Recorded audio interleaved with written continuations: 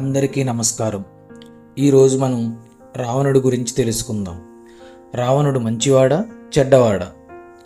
రావణుడు అనగానే మనకు గుర్తొచ్చేది సీతాపహరణం, 10 తలల రాక్షసుడు.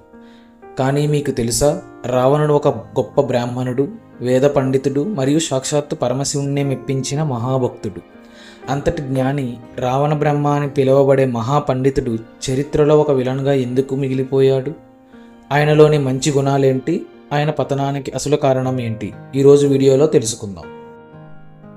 రావణుడు కేవలం రాక్షసరాజు మాత్రమే కాదు, ఆయన ఒక గొప్ప మేధావి, వేద పండితుడు. రావణుడు 4 వేదాలు, 6 శాస్త్రాలలో ఆరితేరినవాడు. అందుకే ఆయనను చతుర్వేది అని కూడా అంటారు. ఆయన అద్భుతమైన వీణావాద్యకారుడు కూడా. ఆయన రాసిన శివతాండవ స్తోత్రం నేటికి భక్తులను పరవశింపజేస్తుంది. రావణ సంహిత అనే జ్యోతిష్య గ్రంథాన్ని కూడా రాశారు. గ్రహాలను కూడా తన నియంత్రణలో ఉంచుకోగల శక్తి రావణ బ్రహ్మకు ఉండేది.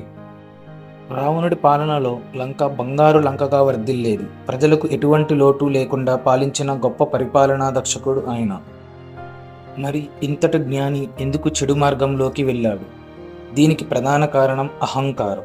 రావణుడు తనకున్న శక్తిని చూసి గర్వపడడం మొదలుపెట్టాడు. దేవతలను, మునులను వేధించడం ప్రారంభించాడు. తన చెల్లెలు శూర్పణకు జరిగిన అవమానానికి ప్రతీకారం తీర్చుకోవాలనే కోపం ఆయన విచక్షణను కోల్పోయేలా చేసింది. అదే సమయంలో సీతమ్మ వారిపై కలిగిన వ్యామోహం ఆయన పతనానికి నాంది పలికింది. రావణుడు సీతమ్మను అపహరించి తప్పు చేశాడు. కానీ ఆ సమయంలో కూడా ఆయన సీతమ్మ అనుమతి లేకుండా ఆమెను తాకలేదు. అది ఆయనలోని గొప్పతనమని కొందరంటారు, కొందరు అది ఒక శాపం అని అంటారు. కానీ పరాయి స్త్రీని అపహరించడం అనేది క్షమించరాని నేరం. రాముడితో జరిగిన యుద్ధంలో రావణుడు తన సర్వస్వాన్ని కోల్పోయాడు. రావణుడు చనిపోయే ముందు లక్ష్మణుడిని పిలిచి రావణుడి పాదాల దగ్గర కూర్చొని రాజనీతి నేర్చుకోమంటాడు రాముడు. అంటే రావణుడిలో జ్ఞానాన్ని రాముడు కూడా గౌరవించాడు.